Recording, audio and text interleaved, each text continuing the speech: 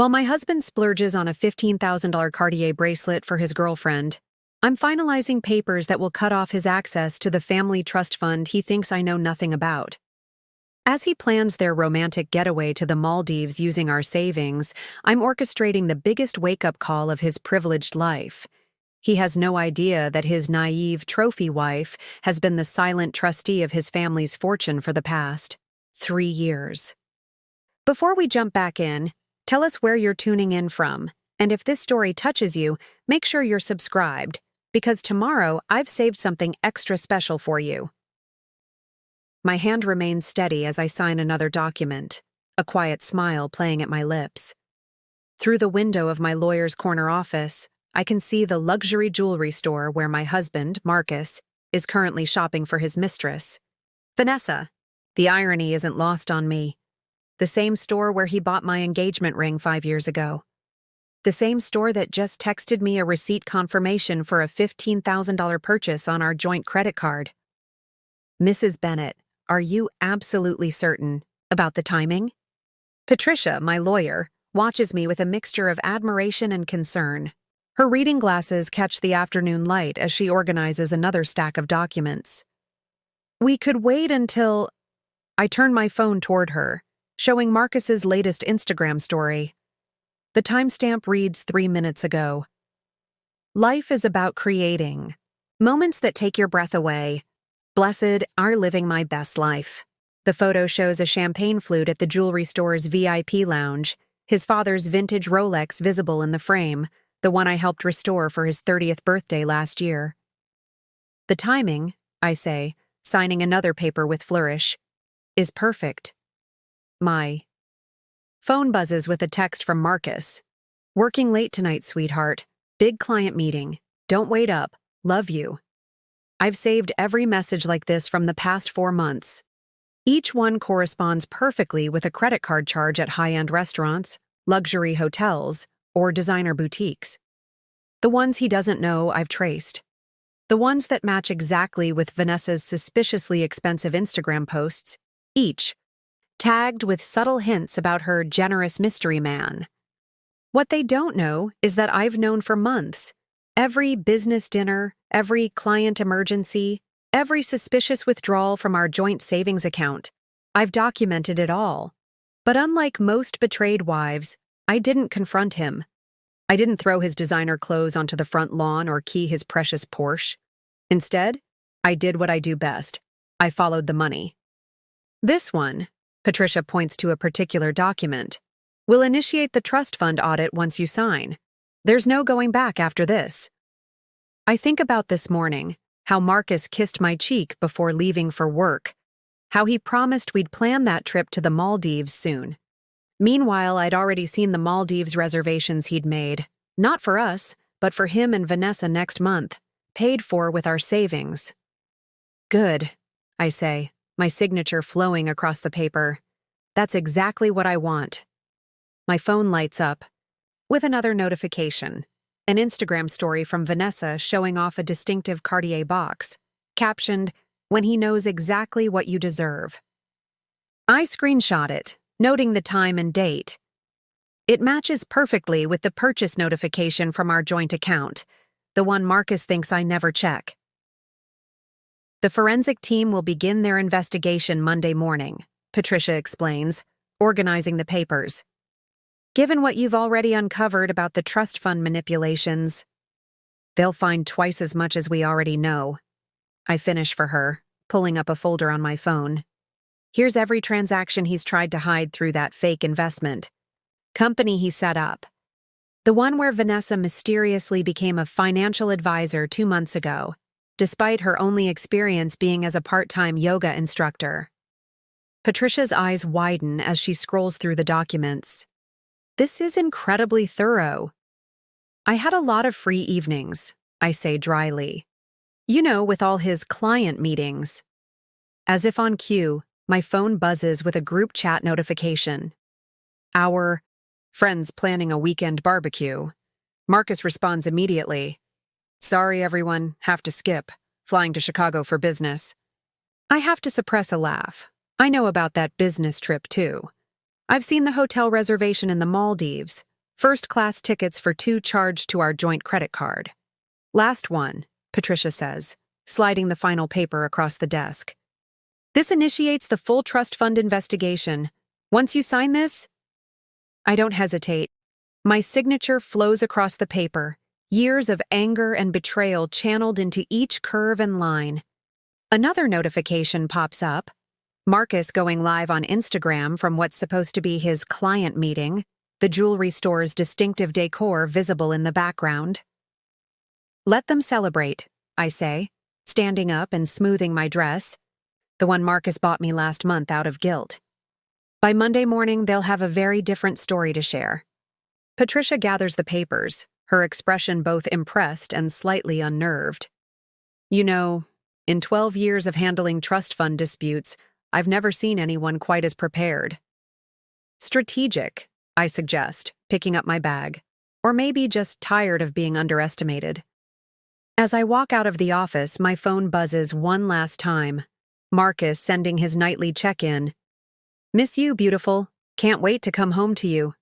I smile, typing back. Sleep well, darling. Monday's going to be interesting. He'll think it's just another loving message from his unsuspecting wife. But then again, he always did underestimate me. That's about to become his most expensive mistake. Little does he know, while he's been playing his games, I've been playing a much longer one. 3 years ago, when his father had a health scare, I was the one who helped reorganize the family's estate planning. Marcus was too busy with his networking events to attend the meetings. He never bothered to read the updated trust documents, the ones that made me, his trophy wife, the primary trustee of the Bennett family fortune. Monday morning can't come soon enough. The morning after signing those initial papers, I dress with meticulous care. Hermes silk blouse, tailored Brunello Cucinelli suit, and the Van Cleef & Arpels necklace Marcus's mother gave me last Christmas. The mirror reflects exactly what Marcus expects to see: his perfectly polished wife, the former art history major he loves to introduce as his beautiful but financially clueless partner at family gatherings. If he only knew I spent 3 years managing acquisitions at Goldman Sachs before we met. Good morning, darling. I call out as he stumbles into our marble kitchen, clearly hungover from last night's client meeting. The coffee machine hums quietly, filling our $4 million Upper East Side apartment with the aroma of his favorite Brazilian roast. I made your breakfast. He kisses my cheek, reeking of expensive cologne and guilt. The same cologne I noticed on Vanessa's latest Instagram post from their accidental run-in at Bergdorf's yesterday. You're too good to me, babe. If only you knew, I think, sliding his coffee across our Calicut marble counter. The same counter where I'd sat until 3 a.m. last night, on a secure video call with Sebastian, my old colleague from Goldman. Sebastian, who now heads their private wealth management division. Sebastian, who nearly spat out his whiskey when I showed him what I'd found in Marcus's private trust fund transactions. Another early meeting? I ask innocently, watching him check his phone. His lock screen is still our vacation photo from Positano last summer, but I know his background is Vanessa. I've seen it reflected in his car window when he texts her during our dinner dates. Yeah, the Richardson portfolio. Is killing me? He runs a hand through his perfectly styled hair, distracted. The Richardson portfolio that doesn't exist. I've already confirmed the Richardsons moved their wealth management to Morgan Stanley 6 months ago. Don't work too hard, I say, squeezing his shoulder. He doesn't notice me taking a photo of his phone screen in the reflection of our Viking Range's chrome surface, capturing Vanessa's message about their lunch plans at the new Jean-Georges restaurant. After he leaves, I transform our home office into my command center. The framed photos of our wedding at the plaza disappear into drawers, replaced by printouts of bank statements, trust fund documents, and property records. My friend Rachel, a trust fund attorney I've known since our Princeton days, sits cross-legged on my custom restoration hardware carpet surrounded by papers. Jesus Christ, she mutters, holding up a document. Did he really think he could hide these trust fund withdrawals behind a shell company registered in the Cayman Islands? Preparing and narrating this story took us a lot of time, so if you are enjoying it, subscribe to our channel. It means a lot to us. Now back to the story. I laugh, but there's no humor in it. He registered it under his childhood. Golden Retriever's name. The one that died 10 years ago. Rachel shakes her head, adding the paper to our growing evidence pile. Men like him always think they're the smartest person in the room. That's because they never bother looking around, I reply, pulling up another document on my laptop. Look at this. Every time he meets Vanessa, he files it as a trust fund management expense. 5-star hotels with a woman who's supposedly advising him on legacy wealth planning, despite not knowing the difference between a bond and a bank account. My phone buzzes. A group text from our friend Elizabeth about her upcoming charity gala at the Metropolitan Museum. Marcus responds immediately with another excuse. Vanessa, I notice, has already marked herself unavailable on the event's planning committee list. They're getting careless, I observe, adding another screenshot to my collection. Confident. Have you talked to Judge Morrison yet? Rachel asks, referring to our friend who oversees trust fund disputes in the Southern District. I nod, pulling up an encrypted email chain. She's ready. The moment we file on Monday, she'll randomly schedule an emergency hearing about suspicious trust fund activities. The same hearing that will reveal Vanessa's company has been receiving trust fund payments for consulting since before she even met Marcus. My phone lights up with Marcus's face, his daily check-in call. I answer with practiced cheerfulness, listening to him lie about his lunch meeting while I stare at their restaurant reservation confirmation in my email. The same email account he set up for me, thinking I'd only use it for online shopping. Miss you too, honey, I say, watching Rachel roll her eyes. Don't forget we have dinner with your parents tonight. He pauses, and I can practically hear him, texting Vanessa to reschedule. Of course, babe. Wouldn't miss it. After hanging up, I turn to Rachel. He'll cancel in about 3 hours. Emergency trust fund meeting. How can you be so sure? I pull up Vanessa's Instagram story from this morning, a cryptic post about a special sunset surprise at the new rooftop bar at the Mandarin Oriental. Because I know their routine better than they do, the rest of the day unfolds like a carefully choreographed ballet.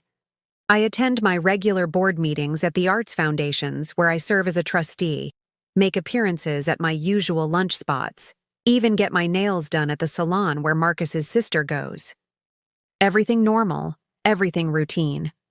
No one would suspect that in my Bottega Veneta briefcase, I'm carrying documents that will dismantle a decade of Marcus's careful deceptions. Right on schedule at 4:47 p.m., Marcus texts, Baby, I'm so sorry. Might have to rain-check dinner with my parents. Emergency meeting with the trust fund advisors. I respond with just the right amount of disappointment and understanding, watching through my phone's banking alerts as he makes a dinner reservation. At Maria, his and Vanessa's favorite spot for their business strategy sessions. The trust fund advisors haven't scheduled any meetings. I would know. I'm the one who approves their calendar. Look what just came in, Rachel says, holding up her phone. Vanessa's posted a photo of champagne glasses at sunset, the Mandarin. Oriental's distinctive Central Park view unmistakable in the background. Perfect, I say, adding the screenshot to our collection. That receipt will match beautifully with the emergency business dinner he's about to charge to the trust fund account. As evening falls, I sit in our meticulously decorated living room, surrounded by evidence of Marcus's double life and my own careful documentation. Every lie, every secret meeting, every hidden trust fund withdrawal, all of it meticulously cataloged and cross-referenced. My phone buzzes with another Instagram notification. Vanessa wearing a new Versace dress that costs more than her supposed monthly consulting fee, captioned with a single diamond emoji. I save it to the folder marked Monday and pour myself a glass of Chateau Lafite from the collection Marcus thinks only he has access to in our wine cellar. Let them have their romantic evening, I murmur, scanning through the latest trust fund reports Sebastian sent over. Let them think they're the clever ones, playing their little game of hide and seek with the naive wife. I've spent months building this facade of ignorance, and in less than 12 hours, I'll have the pleasure of watching it shatter along with everything else they thought they could take from me. The forensic accountants finished their preliminary review. Rachel calls from the office, her voice tight with disbelief. You're not going to believe what they found in the offshore accounts. I join her, my heels clicking against our Italian marble floors. On her laptop screen, a complex web of transactions unfolds. A masterpiece of financial deceit that would be almost impressive if it wasn't so staggeringly stupid. He's been transferring trust fund money through 3 different shell companies, Rachel explains, highlighting various transactions, all registered under variations of his dog's name, then funneling it through Vanessa's fake consulting firm and into private accounts in the Cayman Islands. I lean closer, a cold smile playing at my lips. Show me the dates of the first transfers, Rachel. Pulls up a timeline and my smile widens. Just as I thought. He started moving money the day after his father made me trustee. He never even bothered to check who had final approval power. My phone chimes with a message from Marcus's mother. Darling, are you and Marcus still coming for dinner? I've had Cook prepare his favorite souffle. Poor Diana Bennett, still believing her son is the same responsible young man who followed his father's footsteps into wealth management. Wait until she discovers how her precious boy has been treating her family's 7-generation fortune. What? About the trust fund bylaws? Rachel asks, pulling up another document. The ones about moral conduct and financial responsibility? Article 7, Section 3, I quote from memory. Any trustee or beneficiary found to be engaging in actions that endanger or diminish the family's financial legacy can be immediately suspended from access pending full investigation. Rachel's eyes gleam. And with Vanessa's social media trail? Every post, every photo, every location check-in, I confirm, pulling up a carefully curated folder on my laptop. All matching perfectly with trust fund withdrawals and consulting payments. They've documented their own misconduct better than we ever could. My phone lights up with another check-in from Marcus. Just wrapped the emergency meeting, baby. Might be a late one, so much paperwork to review. I text back. Don't work too hard, darling. Make sure you eat something. Through the window, I can see the lights of the Mandarin Oriental, knowing they're up there right now, celebrating what they think is their perfect deception. Marcus, probably congratulating himself on how skillfully he's managed to hide his withdrawals from the trust fund. Vanessa, no doubt already planning how to spend more of the Bennett family money. Patricia just confirmed, Rachel says, checking her phone. Judge Morrison has cleared her morning calendar. The moment we file, she'll expedite the hearing. I nod, walking to our floor-to-ceiling windows. The New York skyline sparkles back at me, a constellation of lights that seems to mirror the intricate web of evidence we've woven. Lauren? Rachel's voice turned serious. Are you absolutely sure about the timing? We could wait until after his birthday party next week. His whole family will be there. I turn back to her, thinking of the invitation I'd helped Diana design. The lavish celebration planned at the plaza, where Marcus intends to announce his new role as primary manager of the family's investments. The same party where he and Vanessa plan to accidentally meet, beginning their public story with a meet-cute his mother would approve of. The timing, I say, picking up another stack of documents, is exactly right. Let him stand in front of his entire family, ready to make his big announcement. Let him feel that moment of triumph. Rachel raises an eyebrow. Right before Judge Morrison's bailiff serves him with the trust fund suspension papers? Poetic, isn't it? My phone buzzes again, a text from Vanessa to our charity committee group. So sorry to miss tomorrow's meeting, everyone. Last-minute client emergency. The same meeting where we're supposed to discuss the annual Bennett Family Foundation Gala. I add the screenshot to our evidence file, then pull up the trust fund's latest statement. The numbers that Marcus thinks only he understands glow on the screen. If he'd ever bothered to really look, he'd have noticed that every transaction, every transfer, every withdrawal has required dual authentication for the past 3 years. One code from him, one from the trustee, me. I've watched every dollar he's tried to hide, every account he's attempted to obscure, every lie he's built his house of cards upon. All while playing the role he assigned me, the beautiful, naive wife who couldn't possibly understand the complexities of wealth management. His father's office just confirmed. Rachel checks another message. Board meeting scheduled for 9 a.m. Monday. Marcus is supposed to present the new family investment strategy. I smile, remembering the fabricated reports he's been working on, the fake projections he's created to hide his mismanagement of the trust. Perfect. That gives Judge Morrison's team plenty of time to arrive by 9:30. My phone lights up one final time for the night. Marcus, sending a photo of paperwork scattered across his office desk. Actually, the Mandarin Oriental's distinctive stationery visible in the corner. Still grinding, baby. Don't wait up. I text back a single heart emoji, then turn to Rachel. Shall we finish preparing his wake-up call? For the next few hours, we meticulously review every document, every piece of evidence, every single detail of what's about to unfold. By the time Rachel leaves, the sun is starting to rise over Manhattan, painting our living room in shades of gold that match the embossed letterhead of the Bennett Family Trust. I hear Marcus's key in the door around 6 a.m. He tries to be quiet, but his designer shoes still click against the marble floors. I'm already in the kitchen, perfectly dressed, makeup flawless, starting the coffee maker. "You're up early," he says, trying to hide his surprise, and the faint trace of Vanessa's signature Joe Malone perfume on his collar. "Thought you could use some breakfast after your late night," I smile, sliding him a cup of coffee. "Must have been some important trust fund business." "You know how it is," he waves vaguely, not meeting my eyes. "Sometimes these things can't wait." "Oh, darling," I think, watching him check his phone under the table, no doubt messaging Vanessa about their close call. "You have no idea how right you are.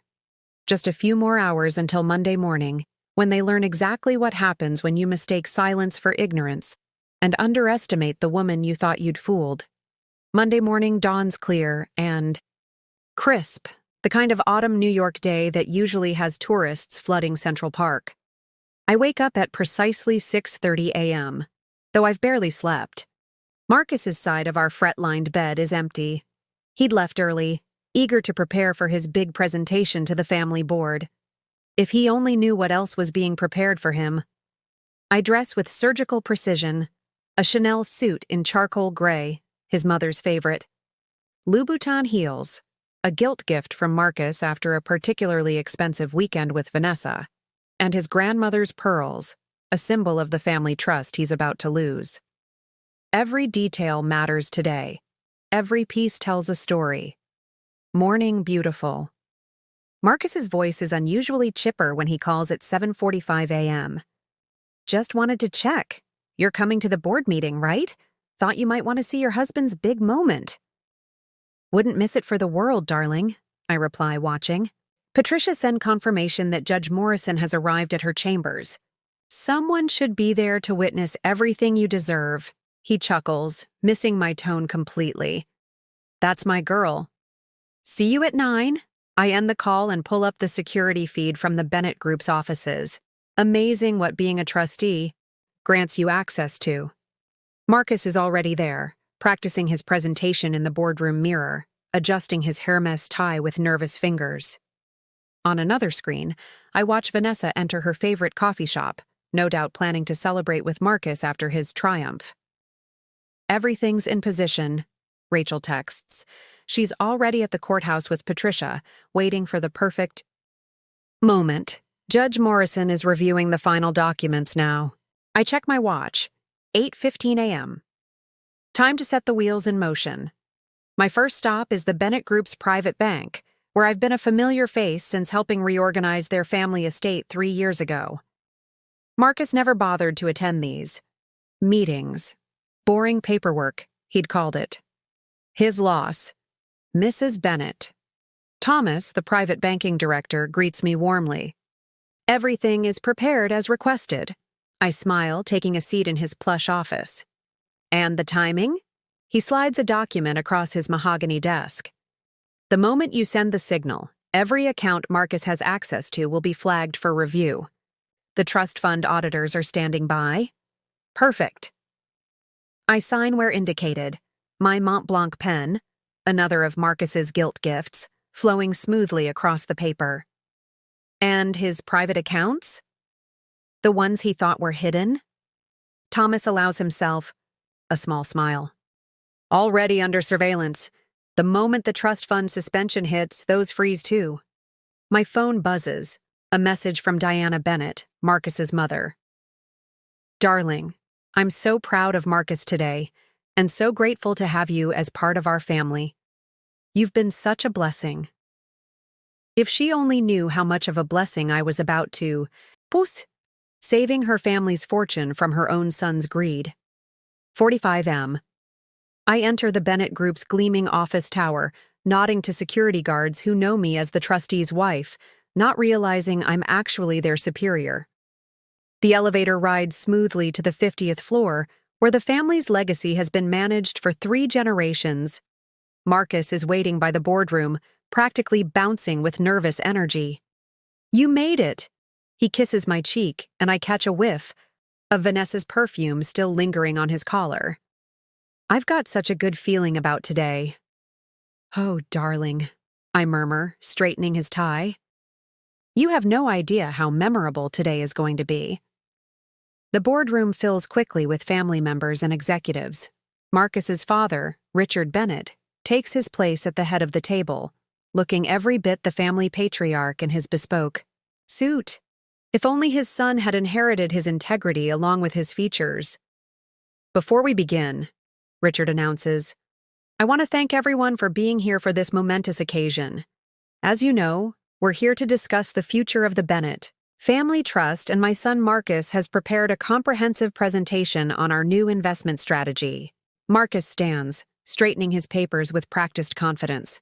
His PowerPoint presentation glows on the screen behind him, slides full of fake projections and manipulated numbers that took him weeks to fabricate.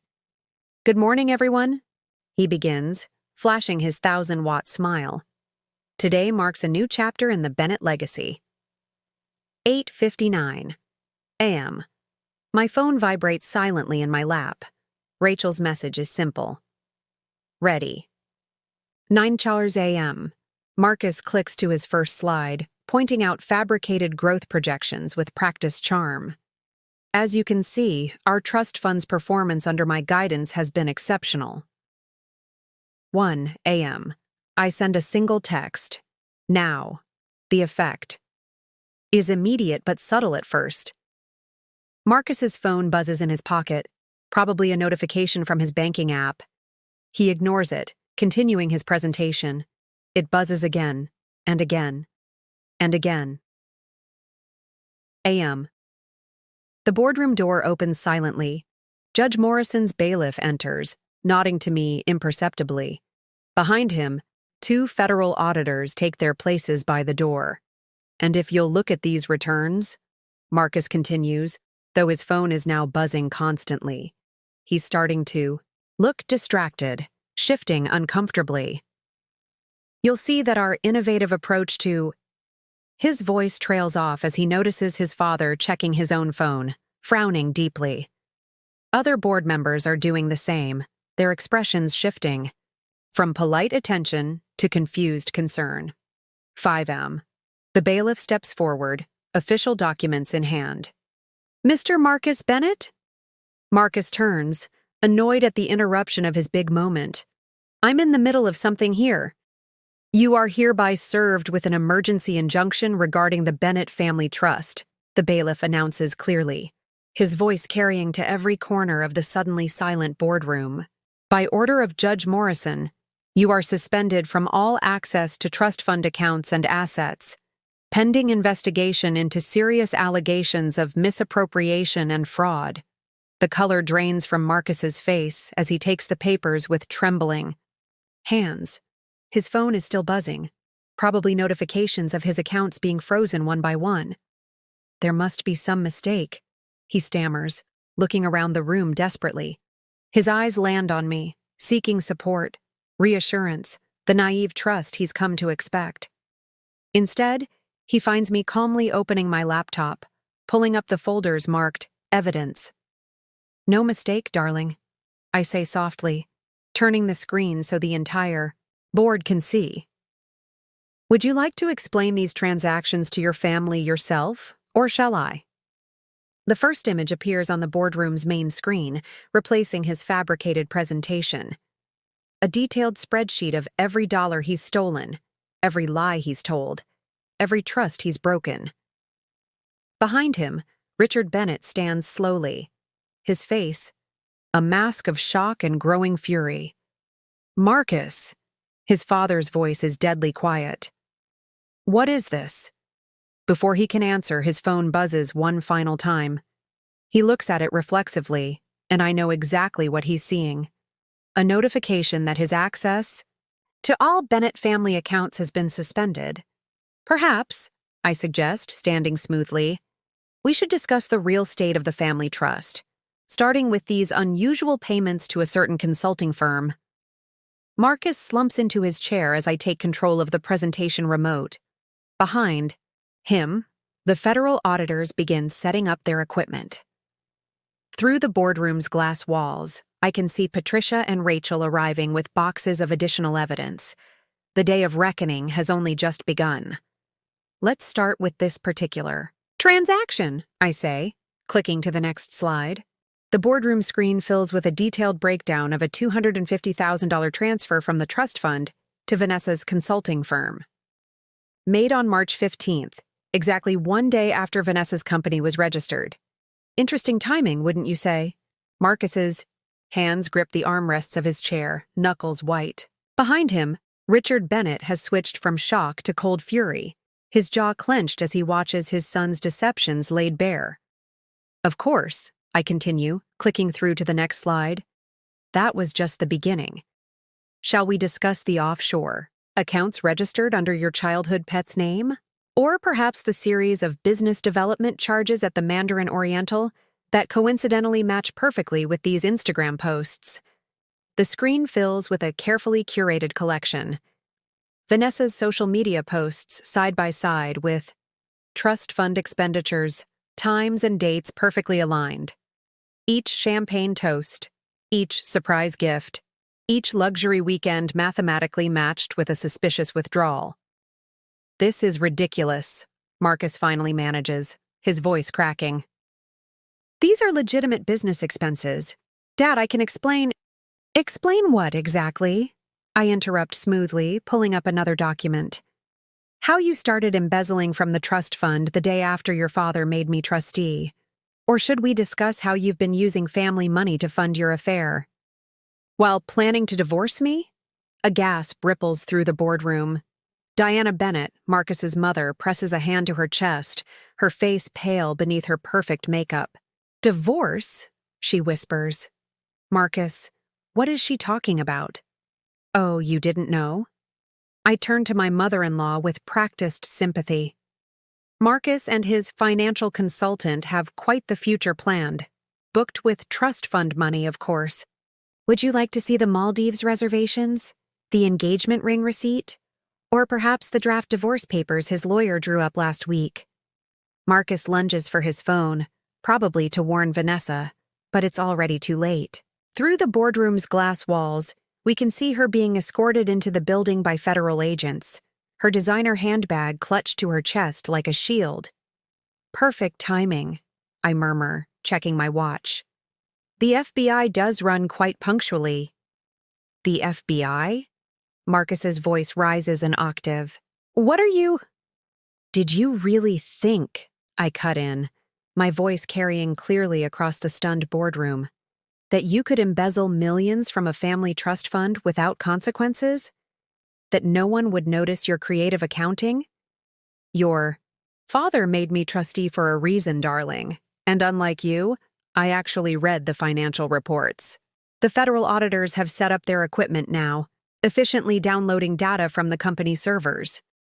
Patricia stands at the ready with another stack of documents, the complete forensic accounting of every dollar Marcus has stolen. Mrs. Bennett, one of the auditors calls out, "We've confirmed the initial findings. The pattern of misappropriation is consistent with your report." Marcus's head snaps up. "Your report? Who do you think has been documenting your theft all these months?" I asked quietly. "Who do you think has been tracking every lie, every secret meeting, every hidden transaction? The wife you thought was too naive to understand finance? The trophy you believed would never question your business meetings?" His phone buzzes again. Probably Vanessa being brought to the conference room for questioning. Through the glass, I can see her mascara-streaked face as she realizes the magnitude of their situation. "I can fix this." Marcus stands abruptly, desperation creeping into his voice. "Dad, just let me explain. We can handle this internally. Sit down." Richard Bennett's voice could freeze hell itself. "You've done quite enough." "Actually, I interject, pulling up another document. "We're just getting started. Would anyone like to see the trust fund's true performance reports? The ones Marcus has been hiding while presenting his creative fiction?" The next hour unfolds like a perfectly choreographed dance. With each new revelation, each piece of evidence, each damning document, Marcus shrinks further into his chair. His carefully constructed world of lies crumbles slide by slide, dollar by dollar. "The Cayman Islands accounts have been frozen," Rachel announces from the doorway. "And Judge Morrison has approved the emergency audit of all personal assets." Marcus's head snaps up. "Personal assets? You can't—" "Article 7, Section 3 of the Trust Fund Bylaws," I quote smoothly. "Any trustee or beneficiary found to be engaging in actions that endanger or diminish the family's financial legacy can be immediately suspended from access to all related assets pending full investigation. Your father insisted I memorize every clause when he made me trustee. Shame you never bothered to read them yourself." A commotion outside draws everyone's attention. Vanessa is being led to a separate room, her face a mask of panic as she realizes the serious nature of her situation. Through the glass, I watch her reach for her phone, probably to call the lawyer she thinks can save her. "Don't bother." I call out loud enough for her to hear through the glass. "Your lawyer dropped you 20 minutes ago. Apparently, he has some concerns about being associated with trust fund fraud." Marcus stands again, this time moving toward the door, but the federal agents shift smoothly to block his path. "This is insane. You can't just—" "Can't what?" I ask, my voice deadly quiet. "Protect the family's legacy from your greed? Prevent you from stealing more of your parents' trust fund? Or perhaps you're upset that I won't let you drain the accounts to fund your new life with Vanessa?" I click to the next slide, and Marcus actually flinches. It's a photo from last week. Him and Vanessa at Tiffany's, shopping for engagement rings. The trust fund withdrawal for the purchase still pending in the system. "Engagement rings?" "Diana." Bennett's voice is barely a whisper. "While you're still married to Lauren?" "Speaking of marriage," I continue, pulling up another document. "Marcus, darling, why don't you explain to everyone why you've been meeting with divorce attorneys? Or should I share the prenup dissolution papers you had drafted?" The boardroom is deadly silent now, every eye fixed on Marcus as he realizes just how completely his plans have imploded. His father stands slowly, every inch the powerful patriarch whose legacy his son has betrayed. "Get him out of my sight," Richard orders, his voice trembling with rage, "and call the family lawyers, all of them." As security begins to escort Marcus from the boardroom, his phone buzzes one final time. I know exactly what notification he's receiving. His access to the Bennett family offices has been revoked, his keycard deactivated, his credentials suspended. "One more thing," I call out, just as he reaches the door. "You might want to pack a bag when you get home. The penthouse belongs to the trust fund, and as of 9 minutes ago, you're no longer a permitted resident. Marcus turns, his face a mask of disbelief. Where am I supposed to go? I smile, remembering all the nights I lay awake while he was with Vanessa, planning this very moment. Perhaps you could stay at the Mandarin Oriental? Oh wait, your credit? Cards have all been frozen. Well, I'm sure Vanessa would offer her sofa, but I glance meaningfully at the federal agents leading her to questioning. She might be a bit preoccupied. As Marcus is led away, Diana Bennett approaches me, tears in her eyes. Lauren, I'm so sorry. We had no idea he was— It's not your fault.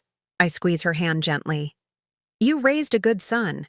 He just made very, very bad choices. Rachel appears at my side with another update. Judge Morrison wants to see you. And the forensic accountants have found 3 more offshore accounts. I nod, gathering my things as the federal agents continue their work.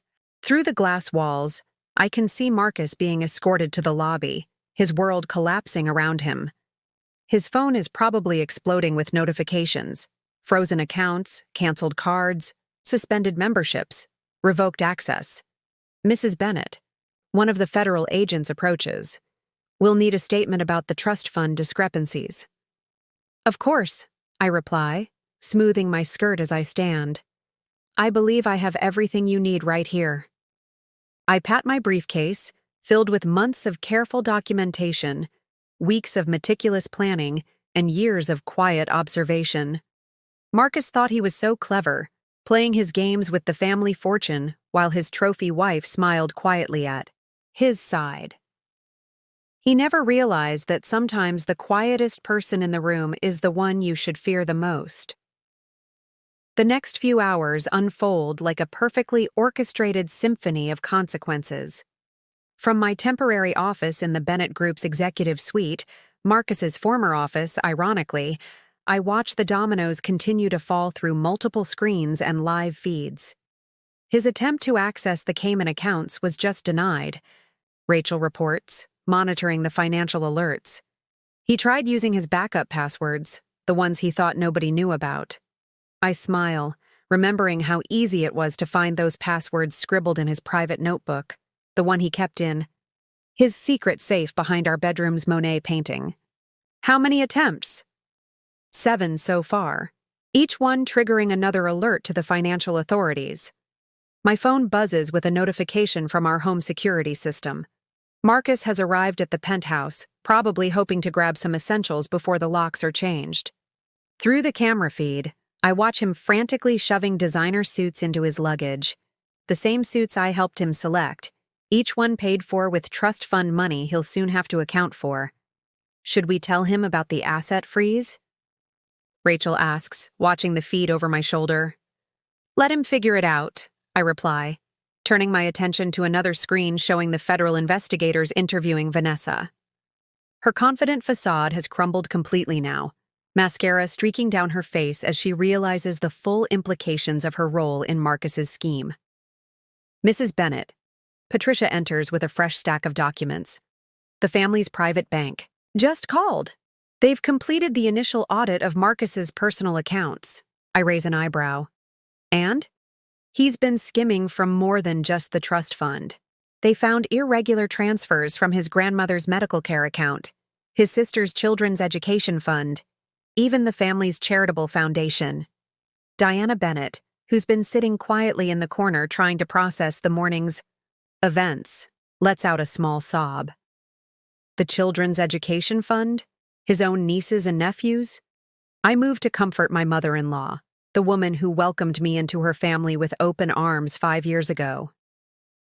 We've already reversed the transfers, Diana. The children's futures are secure? My phone lights up with another notification. Marcus trying to check into the Four Seasons using his black card.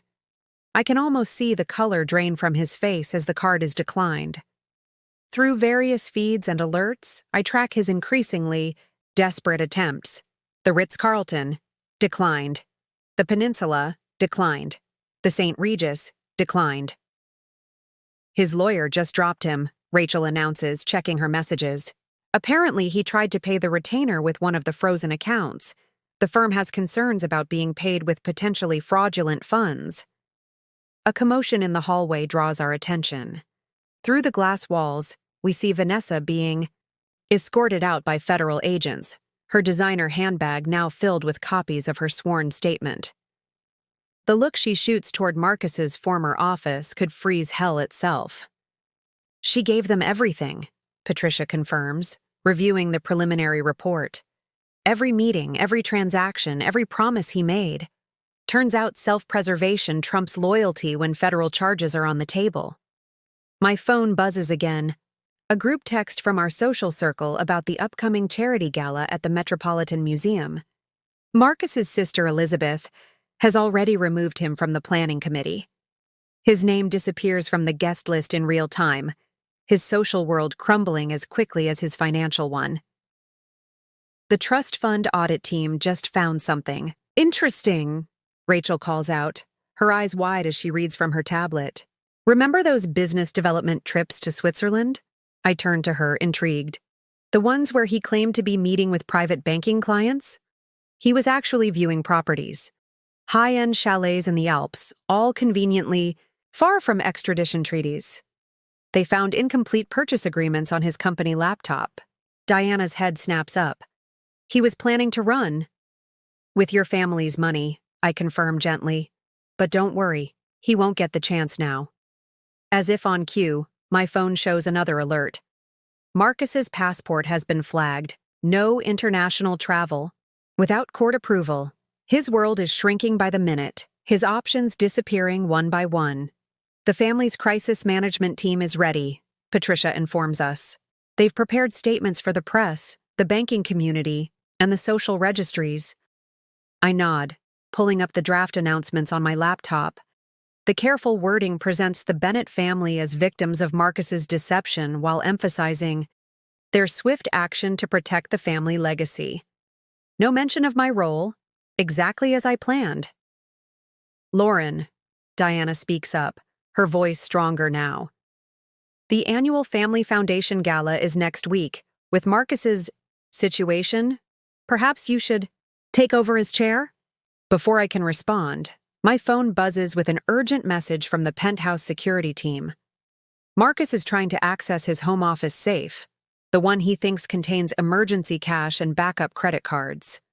Don't worry, I assure Diana, watching Marcus's frustrated attempts through the security feed.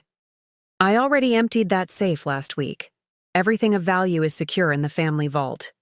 Rachel's tablet pings with another update. The forensic team just found his deleted emails. You're not going to believe what he was planning for after the divorce. I turn to the large screen on the wall, now displaying a complex web of Marcus's intended post-divorce financial manipulations. Even I'm impressed by the audacity, if not the intelligence, of his schemes. He was going to claim the trust fund violated tax laws, Rachel explains, highlighting various documents. Threatened to report irregularities to the IRS unless the family paid him a massive settlement. Diana gasps. He would blackmail his own family? He would try, I correct her, pulling up another document.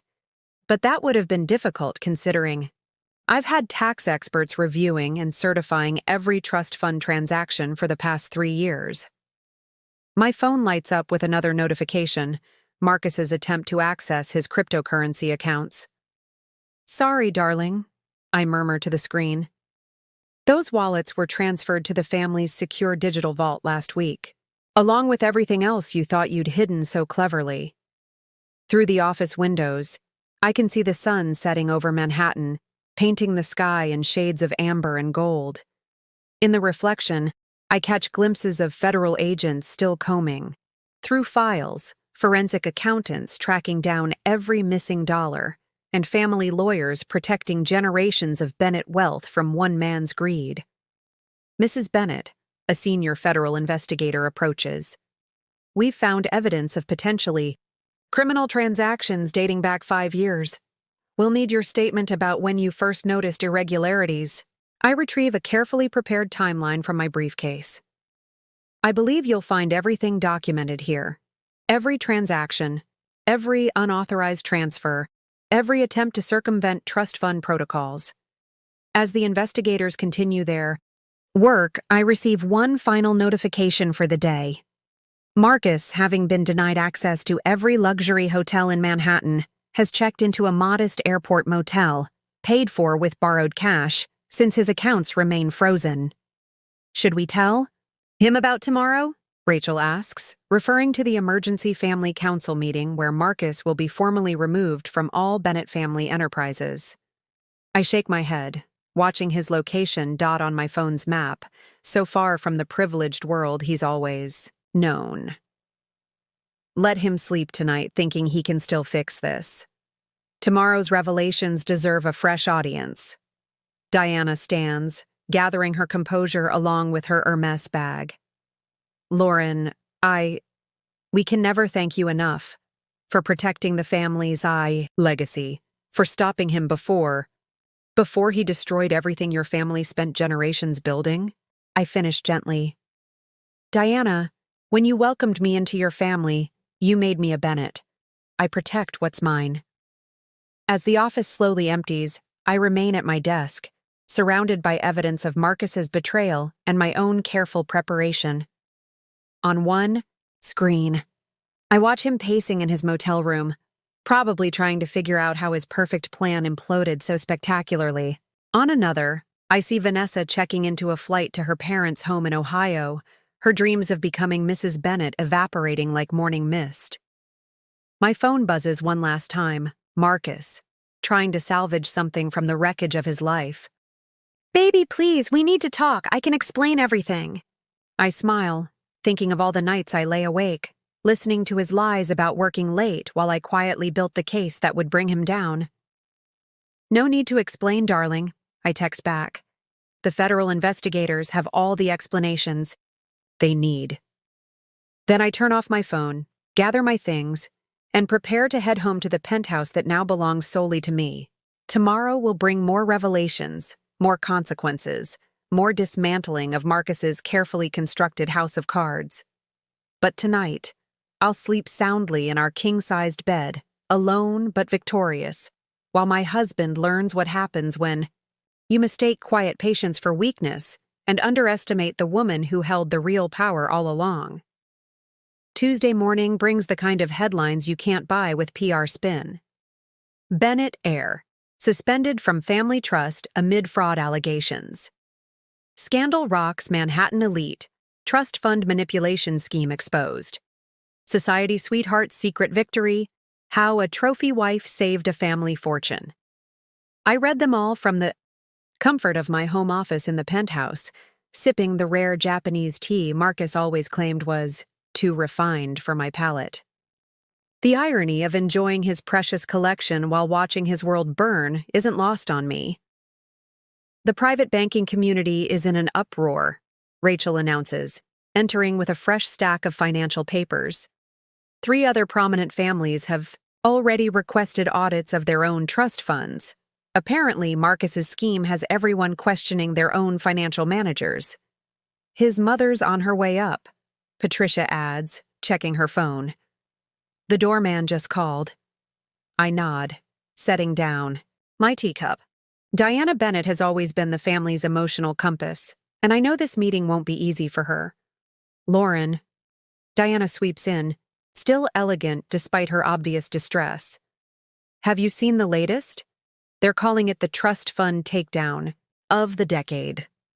I guide her to the sitting area, noting how her eyes linger on the empty spaces where Marcus's photos once hung. The media will move on to the next scandal soon enough. What matters is protecting the family legacy. The forensic accountants found something else, she says quietly, pulling out a folder. Something worse. I take the documents, though I already know what they'll show. Marcus hadn't just been stealing from the trust fund. He'd been systematically looting his own family's personal accounts, his sister's children's college funds, his grandmother's medical care reserves, even his parents' retirement accounts. We knew he was troubled, but this, Diana's voice breaks, his own family. Everything will be restored, I assure her, pulling up the recovery plan I'd prepared months ago. Every account has been reconciled. Every stolen dollar traced and returned. My phone buzzes with an update from the federal investigation team.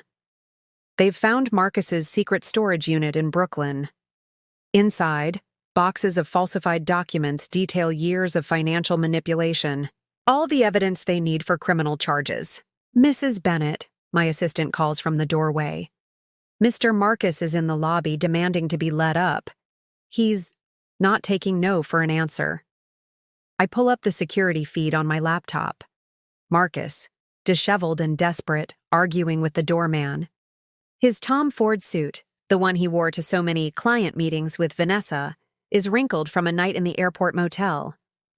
"Should I call security?" the assistant asks. "No need," I reply, pressing a button on my phone. "The police are already on their way. Anonymous tip about a person of interest in a federal fraud investigation causing a disturbance." Diana flinches. At my words, but doesn't object. Even a mother's love has its limits. "The Trust Fund Council is meeting in an hour," Rachel reminds me, checking her calendar. "They'll want your statement about assuming emergency control." I nod, gathering my materials. In the background, my screens show multiple scenes unfolding simultaneously. Marcus being escorted from the building by police, Vanessa giving another tearful interview, painting herself as another victim of his deception, federal agents boxing up evidence from his Office Society columnists speculating about the scandal's impact on upcoming charity gala season. "Lauren," Diana speaks up suddenly, "there's something I need to tell you about why Richard made you trustee 3 years ago." I turn to my mother-in-law, curious. This is one piece of the puzzle I never fully understood. "We knew," she says simply, "about Marcus's tendencies. The impulsive spending, the risky investments, the constant need for more. Richard saw it happening at the company, watched him taking bigger and bigger risks with other people's money. So you needed someone to protect the family fortune from your own son," I finish quietly. Diana nods, tears in her eyes. "We interviewed dozens of financial experts considered professional trustees from all the top firms. But Richard said we needed someone Marcus would underestimate, someone he'd never suspect of watching his every move. The trophy wife he thought he'd chosen for her looks rather than her mind," I add, understanding dawning. "When we learned about your background in finance, your experience with private wealth management," Diana manages a small smile. "Well, let's just say Richard has always had an eye for talent."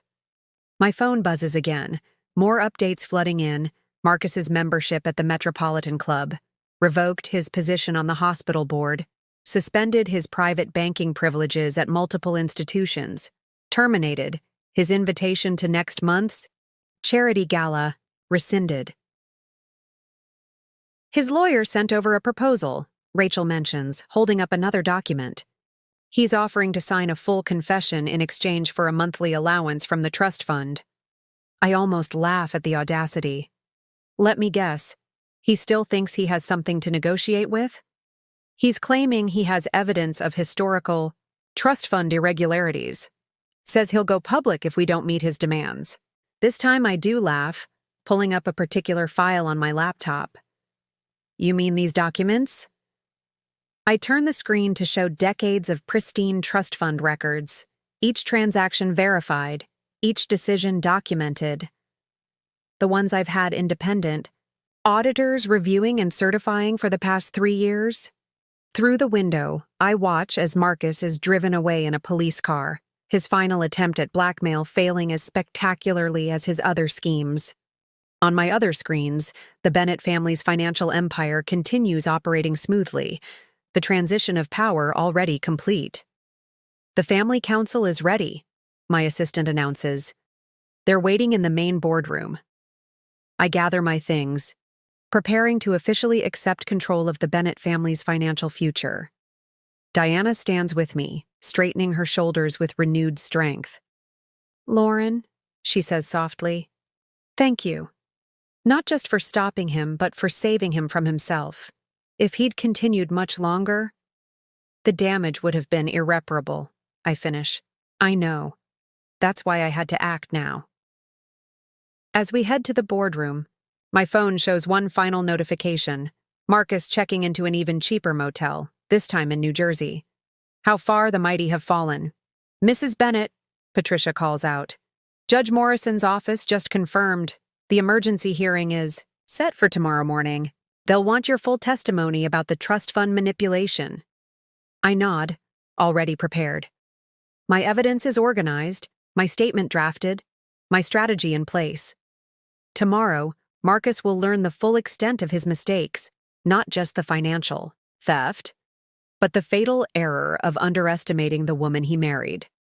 One last thing, Rachel adds. The family's PR team wants to know how to handle the press. They're calling you everything from financial avenger to trust fund guardian. Tell them no comments, I reply, stepping into the elevator. The numbers speak for themselves. As we ascend to the boardroom, I think about the day Marcus first brought me home to meet his family. How he introduced me as his beautiful art history graduate, emphasizing my looks while dismissing my mind. How he never bothered to read the trust fund documents, never questioned why his father chose his new daughter-in-law as trustee. His last text message still sits unanswered on my phone. Please, baby. Just tell me what you want. I'll do anything. Too late, Marcus. Too late by exactly 5 years, 2 months, and 17 days. The time it took me to document every lie, trace every theft, and prepare for this moment of perfect justice. The boardroom doors open, revealing the assembled Bennett family council.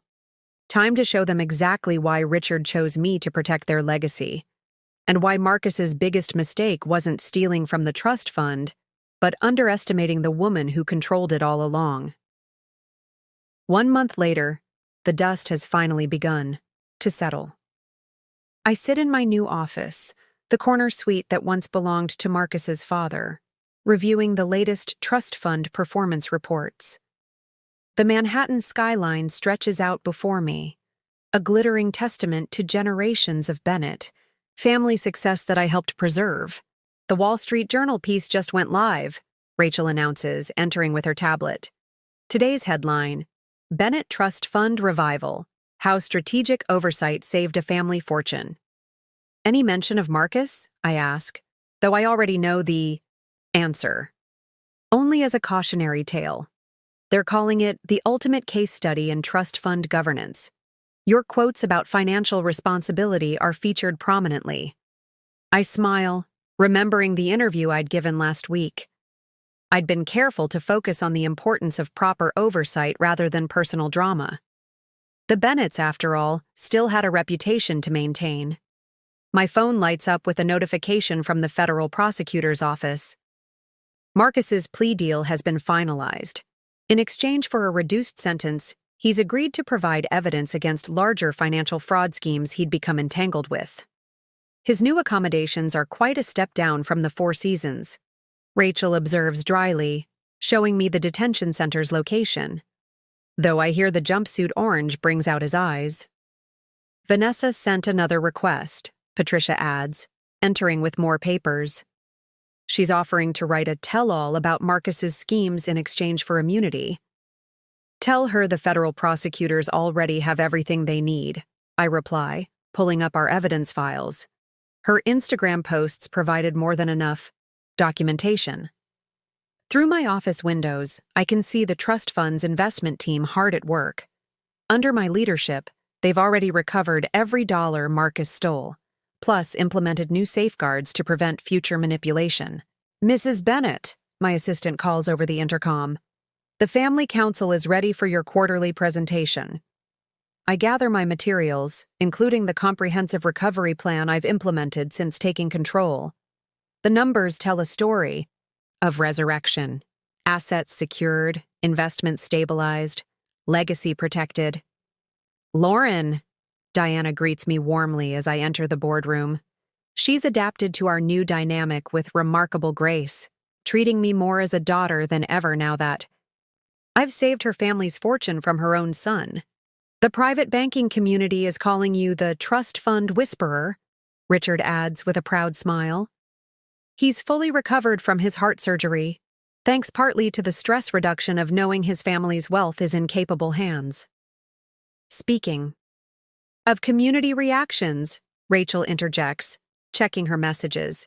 Marcus's old social circle has been quite active. The Metropolitan Club just voted to remove his name from the membership rolls permanently. I take my place at the head of the boardroom table, the same spot where Marcus once practiced his fraudulent presentations. The symmetry isn't lost on me. Before we begin, I address the assembled council. I want to share some updates about our enhanced security measures. My presentation outlines the new system of checks and balances I've implemented, multiple layers of oversight, regular audits, transparent reporting. Everything Marcus tried to circumvent, now strengthened beyond manipulation. The forensic team found something interesting in Marcus's old files, Patricia mentions during a break. Love letters to Vanessa, written on trust fund letterhead. He was planning to propose at the family's holiday gala. How romantic, I comment. Dryly. Nothing says true love like embezzled diamonds. My phone buzzes with another update, Marcus's lawyer making one last desperate attempt at negotiation.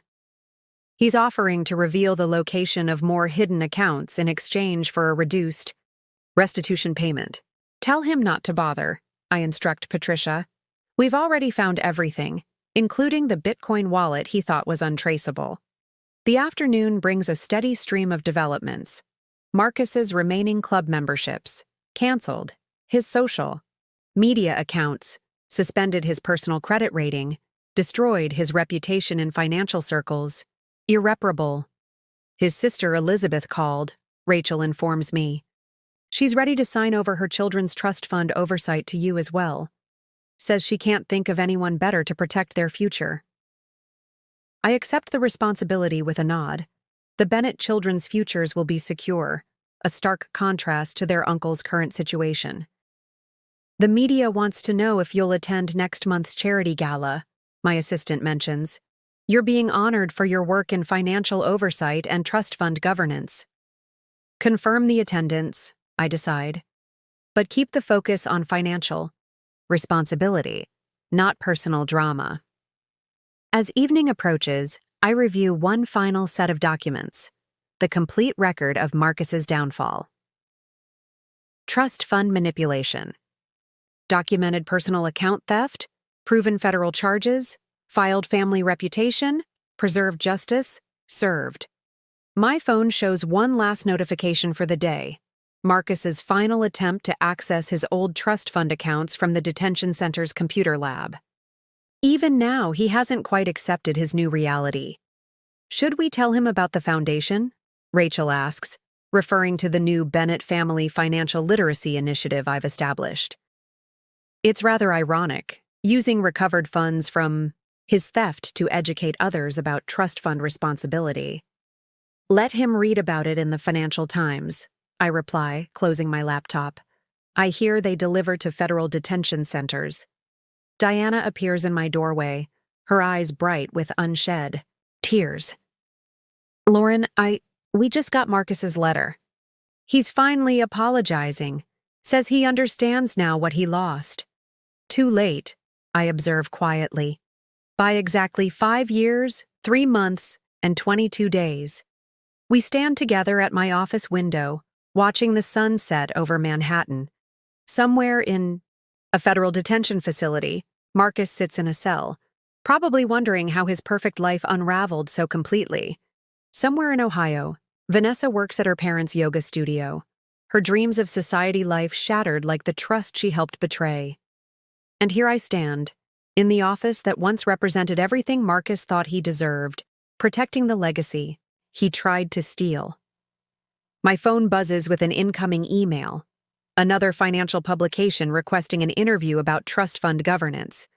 They're calling you the new face of financial stewardship, Diana mentions, reading over my shoulder.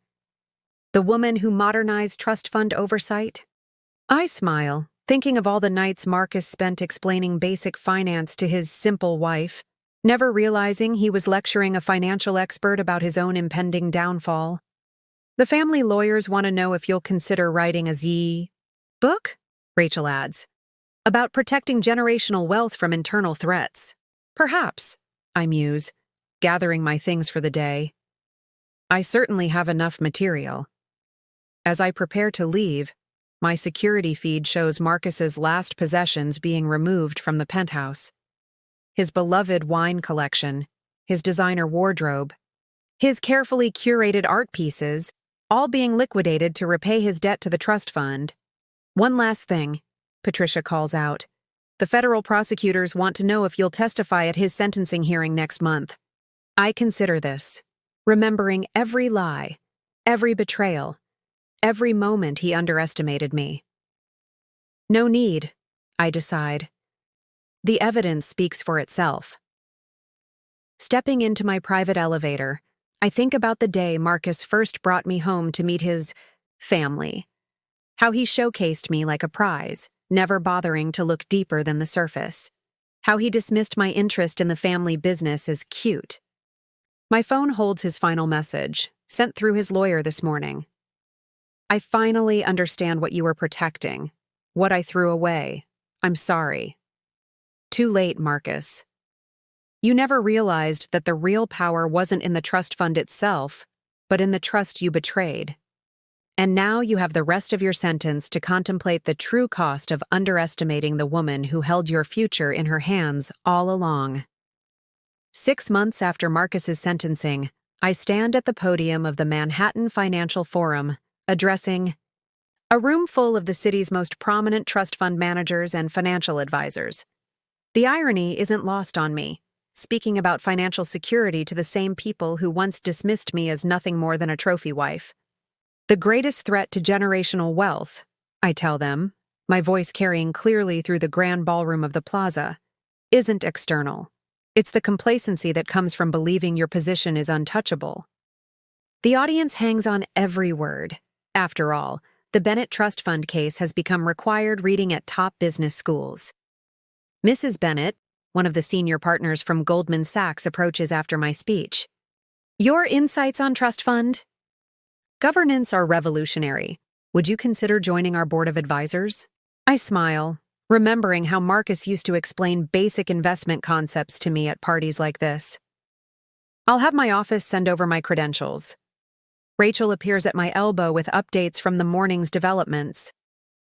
3 more family offices, requesting our oversight protocols. 2 interview requests from financial publications, 1 desperate letter from Marcus, still trying to explain himself from federal detention. The Bennett Family Financial Literacy Foundation launch is trending, she adds, showing me her tablet. They're calling it a paradigm shift in trust fund management. My phone buzzes with a message from Diana Bennett. The family's annual holiday gala is approaching, and for the first time in generations, it will celebrate not just wealth, but wisdom. The prosecutors sent over Marcus's latest statement. Patricia joins us, tablet in hand.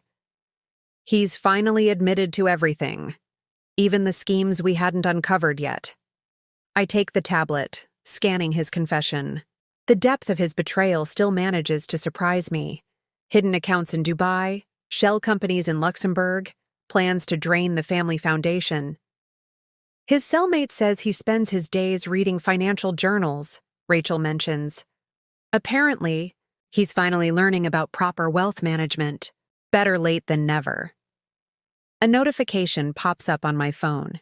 Vanessa has resurfaced, this time teaching mindful money management at her parents' yoga studio in Ohio. Her Instagram bio now reads, "Surviving Toxic Wealth, My Journey to Authenticity." At least someone learned something. The Trust Fund Council meeting is in an hour, my assistant reminds me. They're voting on the new governance structure you proposed. I gather my materials, including the comprehensive reform package I've spent months developing. The Bennett family fortune won't just survive this crisis. It will emerge stronger, setting new standards for trust fund management. Lauren! Richard Bennett's voice booms across the ballroom.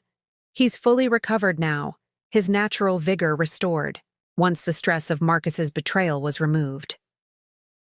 The Harvard Business School case study about your handling of the crisis just went live. I join him at a quiet corner table, accepting a glass of champagne. "How's Diana holding up?" "Better." He sighs. "The therapist says accepting Marcus's true nature was the first step. Your protection of the family fortune gave her the space to focus on healing." My phone shows another alert. Marcus's former office has been completely transformed into the Bennett Center for Financial Governance. The plaque outside reads, "Protecting Legacy Through Wisdom." The family lawyers finished processing the last of his restitution payments. Patricia approaches with more updates. Every dollar he stole has been recovered and reinvested. Through the ballroom's windows, I can see the Manhattan skyline, the same view Marcus used to boast about controlling from his corner office. Now, that same office serves as command central for protecting family fortunes from people like him. The financial media is calling it the Bennett Standard. Rachel shows me another article. Your protocols for trust fund governance are being adopted by families across the country. I think about the day Marcus first showed me his family's offices, how he patronizingly explained the concept of trust funds while I mentally cataloged every weakness in their security system. "Your next appointment is here," my assistant announces. "The Rothschild family's representatives want to discuss implementing your oversight systems." As I prepare for the meeting, my security feed shows one last image of Marcus's former life being dismantled, his prized art collection being auctioned to repay his debt to the trust. The same collection he used to lecture me about, never. Realizing I'd majored in both art history and finance. "Judge Morrison called," Patricia adds. "She's recommending your case as required reading for financial court judges. Says it's the most comprehensive trust fund protection strategy she's ever seen." My phone buzzes with a notification from the Federal Detention Center. Marcus has requested permission to enroll in online financial management courses. "Trying to understand where I went wrong," his note reads. "Should we tell him about the Foundation's new educational program?" Rachel asks. "The one teaching trust fund beneficiaries how to detect and prevent internal fraud?" "Let him figure it out," I reply, straightening my Chanel jacket. He always said he learned best through experience. Diana joins us, elegant as ever in her role as family matriarch. "The Holiday Gala Committee has a suggestion. They want to honor you as guardian of legacy." I shake my head, remembering all the galas where Marcus paraded me around like an accessory. No honors. The secured fortune speaks for itself. Through my phone, I watch various scenes unfold across the city. Federal investigators using my case to train new financial crimes specialists, business schools teaching the Bennett case as a master. Class and Trust Fund Protection Society columnists speculating about Marcus's life behind bars, financial advisors studying my oversight protocols. "One last thing," Rachel calls out as I head to my next meeting. "Marcus's old social club is reopening their membership waitlist. Care to submit his replacement's name?" I smile, thinking of all the times he used that club to impress his mistresses, flaunting the wealth he was secretly stealing. "I have a better idea. Let's turn it into another foundation office, something about financial literacy for future generations." The afternoon sun streams through the plaza's windows, catching the diamond on my left hand. Not my engagement ring from Marcus, but my grandmother's ring, a symbol of true family legacy. On my desk, the latest trust fund reports show growth that would have been impossible under Marcus's manipulation. "Mrs. Bennett," my assistant interrupts gently, "the Wall Street Journal is here for your interview about transforming trust fund governance." I gather my thoughts, remembering every step of this journey. The quiet wife who watched and waited, the financial expert who documented every lie, the trustee who protected generations of wealth, the woman who refused to be underestimated. My phone shows. One final notification for the day. Marcus's lawyer making a last desperate pitch for leniency. "He's a changed man," the message pleads. "He understands now what he lost." Too late, I think, heading to the interview. Some lessons come at a price no trust fund can cover. As I take my seat across from the journalist, I catch my reflection in the window. No longer the trophy wife Marcus thought he married, but the guardian of legacy he never knew he needed. The reporter's first question makes me smile. "Mrs. Bennett, how does it feel to have revolutionized trust fund protection?" "It feels," I reply, thinking of Marcus in his cell, finally learning the true meaning of trust. "Exactly like justice." 1 year to the day after Marcus's downfall, I stand in my office at Bennett Tower, watching the sun rise over Manhattan. The view is different from up here, both literally and figuratively. The past year has transformed not just the Bennett fortune, but the entire landscape of trust fund management. My phone lights up with the morning's first notification. Forbes magazine has just released their annual Power Players issue. The cover story: "The Woman Who Changed Trust Fund Management Forever, Lauren Bennett's Revolution." The Times piece just went live too, Rachel announces, entering with her signature stack of updates. "They're calling you the silent guardian of generational wealth." I scan the headline, amused by the irony. A year ago, these same publications barely noticed me. Just another pretty wife in Manhattan's social circus. Now, they're studying my methods in business schools. Marcus's latest letter arrived, Patricia adds quietly, placing a thin envelope on my desk. Unlike his early desperate pleas, this one is different. A simple, handwritten confession of every mistake, every betrayal, every moment of hubris that led to his downfall. He's finally completed the financial literacy program in prison, Rachel mentions, checking her tablet. Graduated top of his class, ironically enough, says he finally understands what he was supposed to be protecting. Through my office windows, I can see the bustling financial district, the same streets where Marcus once strutted like a prince, never realizing he was walking toward his own destruction. Now those same streets are home to a new era of financial governance, shaped by the lessons of his fall. The Bennett Family Foundation's annual report is ready for review, my assistant announces. The new financial literacy programs have reached over 10,000 trust fund beneficiaries this year. I take the report, pleased to see the impact of our work. What Marcus tried to destroy has become a beacon of financial wisdom, helping other families protect their legacies from similar threats. Diana's on her way up, Patricia informs me. The Family Council approved your proposal for the new trust fund governance structure. When my mother-in-law enters, she carries herself with renewed strength. The past year has changed her too, from a woman blindsided by her son's betrayal to a fierce advocate for financial accountability. "Lauren," she begins, emotion thick in her voice. "The family wants you to know what you've built from this tragedy. It's beyond anything we could have imagined." My phone buzzes with updates that underscore her words. 3 more financial institutions adopting the Bennett protocols, 2 international banking conferences requesting keynote speeches, 1 prestigious financial security award nomination. Vanessa sent another interview request, Rachel mentions. She's writing a book about financial infidelity, wants your perspective. I decline with a simple email. Some stories don't need more telling. They need understanding. The trust fund's performance reports are in, Patricia adds, pulling up the latest figures. Growth is up 40% since you took control. Every dollar Marcus stole has been recovered and multiplied. Through my security feeds, I can see multiple scenes playing out. Business school students studying the Bennett case, financial advisors implementing my protection protocols, trust fund managers reviewing their security measures, future generations learning from Marcus's mistakes. His parole hearing is next month, Rachel reminds me gently. They want to know if you'll submit a statement.